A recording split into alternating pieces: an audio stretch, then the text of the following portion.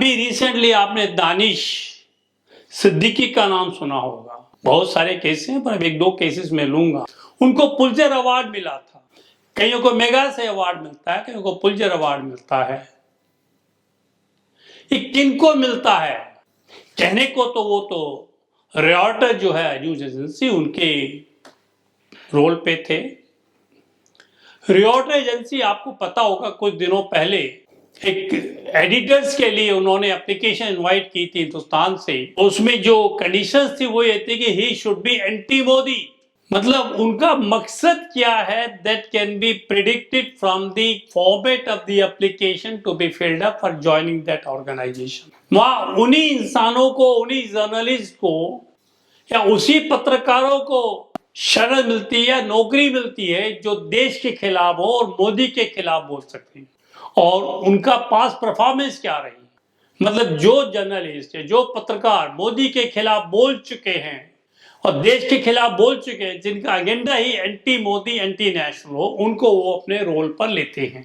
अब रही आपके दानिश सिद्दीकी की बात। यूपी है, गंगा मैया की अपनी आस्था है और बनारस में खासकर जब आदमी जाता है वहां प्राण त्याग देता है, लोग कहते हैं वो सीधा स्वर्ग में जाता है और गंगा के थ्रू जाता है। तो आमतौर पे उसका जो गंगा का तट होता है वहां पर वो अपनी लेकर के वहां पे अग्नि को समर्पित कर देते हैं, लाश को। ये कोई नई बात नहीं है, बहुत पुरानी बात है। कोविड के टाइम जब अमेरिका, यूएसए, ब्रिटेन या कोई भी कंट्री अपनी जो जिस समय दफनाते हैं या जब वो लेके जाते हैं उसके अंदर कॉप्स को, वो चीजें दिखलाई नहीं जाती क्योंकि बड़ी इमोशनल होती हैं and that gives a very bad impression also. तो उसको नहीं दिखाया जाता, नहीं किया जाती।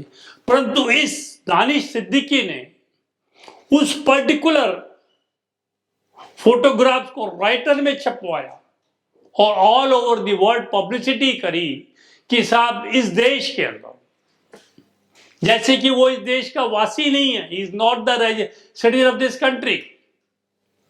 कोविड के कारण लोग कैसे मर रहे हैं, उनको दफनाने के लिए, उनको जलाने के लिए जगह नहीं मिल रही है, वो ओपनली इस तरह से लॉट में जलाए जा रहे हैं। इसका मकसद क्या था दानिश सिद्दीकी का? इसका मकसद सिर्फ एक था, इस देश को बदनाम करना, और कोई इनका मकसद नहीं था। ये छोड़िए, रिसेंट है, अभी कुछ दिन पहले देख लीजिएगा, जब जामिया नगर में सीए का प्रोटेस्ट चल रहा था, वहां पर कम से कम 150-200 पुलिस वाले बैकग्राउंड में खड़े हुए थे और एक आदमी को दिखाया कि वो बंदूक लेके, पिस्तौल लेके जा रहा है। ऐसी फोटो उसने इंटरनेशनल मीडिया में डाली, ये शो करने के लिए कि इतनी पुलिस होने के बावजूद भी पर गोलियां बरसा सकते हैं। तो that shows the integrity of the person. तो मैं ये कहता हूं, जो दानिश सिद्दीकी था, he was less a journalist but more than जिहादी। वो अपने इस्लाम को बढ़ाने के लिए ही काम कर रहा था। उसका मकसद वही था जो जर्नलिज्म से सीखा था, वो इसी पर्पस के लिए सीखा था। और जब मैं एनडीटीवी के रवीश कुमार जी को सुनता हूं, वो 1000 लानतें देते हैं किसको? बंदूक की गोली को, जिसके कारण वो मारा गया। पर वो ये नहीं कहते कि जिस इस्लाम के लिए तूने काम किया, जिस इस्लाम के लिए तू जर्नलिज्म का मिसयूज किया है, उसी इस्लाम के बंदे ने तुझे गोलियां मारी हैं। उसमें इतनी हिम्मत नहीं है कहने की तालिबान ने तुझे गोलियां मारी, वो भी बिठा करके घुटनों के बल और पीठ में। क्या उसे इस बात से डर लगता था? उसने क्यों नहीं कहा रवि जी ने कि साहब he was shot at in a semi-sitting position by the Talibanis, person belonging to the same Islam for whom he had worked all over life।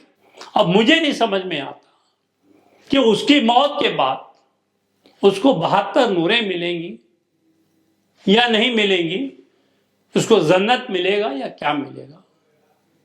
इसी तरह से एक मुनव्वर राणा है जो कहने को तो बहुत बड़े शायर हैं, इंटरनेशनली फेम्ड हैं, पर वो जिहादी ज्यादा हैं, शायर कम है। उनकी हर शायर में एक जिहादीपन नजर आता है। ये वही मुनव्वर राणा है जिन्होंने फ्रांस में जब स्कूल टीचर का कत्ल किया गया है।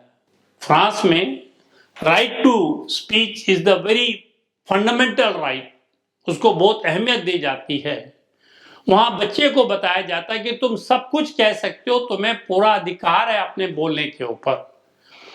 तो वहां पर उन्होंने पहले इंस्ट्रक्शन दी, अगर किसी को बुरा लगे तो वो प्लीज क्लास में ना आए, क्लास में वही बैठेगा जिसको right to freedom of speech का महत्व पता होगा।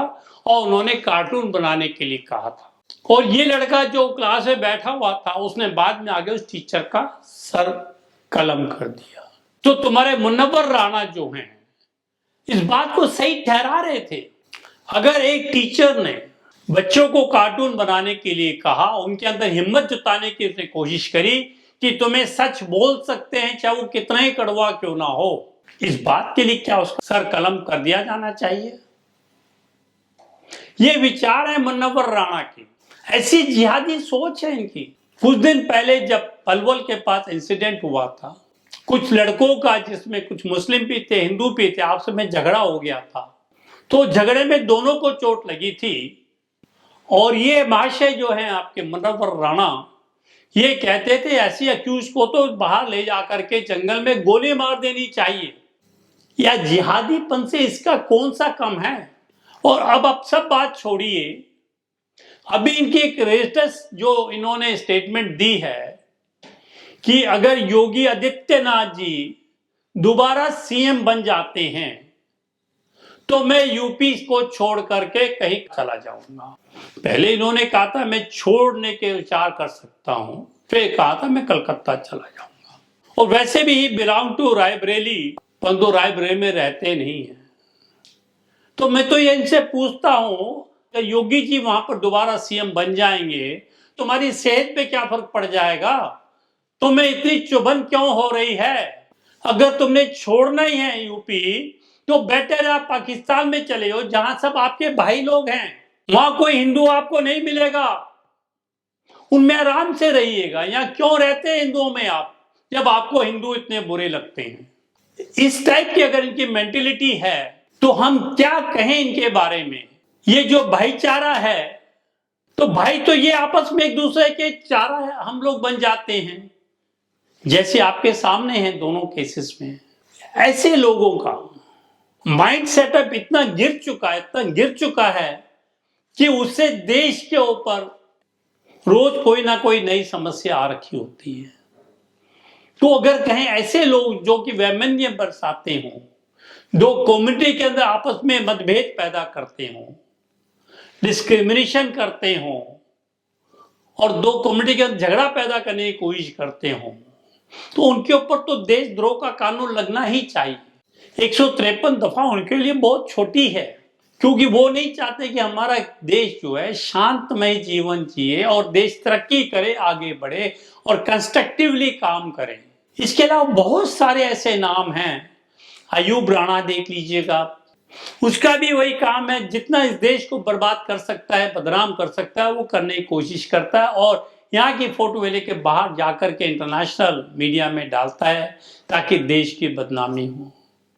गुजरात के दंगों में देख लीजिए किस तरह से एक लड़के की फोटो हाथ जोड़ रहा है, उन्होंने इंटरनेशनल पब्लिसाइज की थी, ये कहते हुए देखो ये हमारे जो माइनॉरिटी के आदमी हैं पर्टिकुलर कम्युनिटी की, दूसरी कम्युनिटी का किस तरह हाथ जोड़कर खड़े रह रहे हैं, कितना उनके मन में डर है, फियर है। ऐसे मैसेज देना चाहते हैं जैसे कि जो माइनॉरिटी है इस देश के अंदर इतनी ज्यादा डर गई है इस मेजोरिटी से कि उनका जीना हराम हो गया है। जबकि सच्चाई ये है कि इस माइनॉरिटी ने मेजोरिटी के लिए जीना हराम कर रखा है। जहां वो 10% होते हैं तो ठीक से रहते हैं, बराबरी का समझते हैं।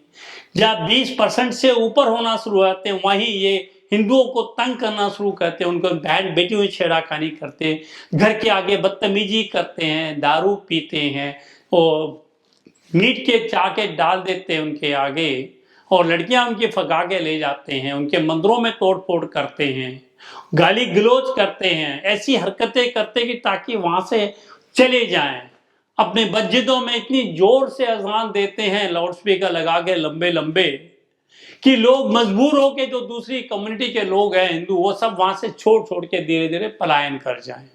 इनकी मेंटेलिटी ऐसी है क्योंकि उनका मकसद गजवाई हिंद है। वो चाहते हैं कि इस देश के अंदर हम जब तक इस चीजों को कंटिन्यू करें, जब तक कि एक हिंदू इस देश में ना बच जाए और ये देश को पूरी तरह से इस्लामिक कंट्री बनाए। जिस समय देश आजाद हुआ था, जिन्ना ने कहा था मैं एक छोटा सा हिस्सा दे दीजिएगा।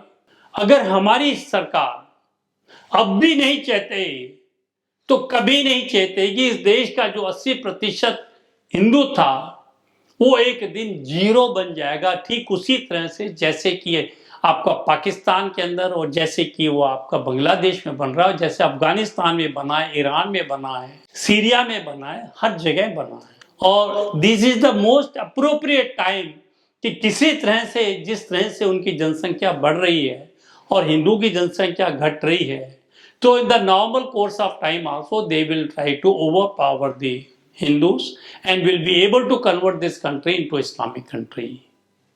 और मेरा सभी हिंदू भाइयों से ये हाथ जोड़ के नम्र निवेदन भी है कि वो स्थिति को जाने, समझें और अपने बहन बेटियों को सब चीज से अवगत कराएं, उन्हें सतर्क कराएं और जो भी स्टेप उठाएं ये सोच के उठाएं कि उनका धर्म आगे बढ़ना है, उनका भी इस देश में जीने का हक है, उनका भी इस देश में रहने का पूरा हक है। वो कोई इंफीरियर क्वालिटी के सिटीजन नहीं है और मुस्लिम कोई सुपीरियर क्वालिटी के नहीं है। संविधान ने दोनों को बराबर का स्टेटस दिया है।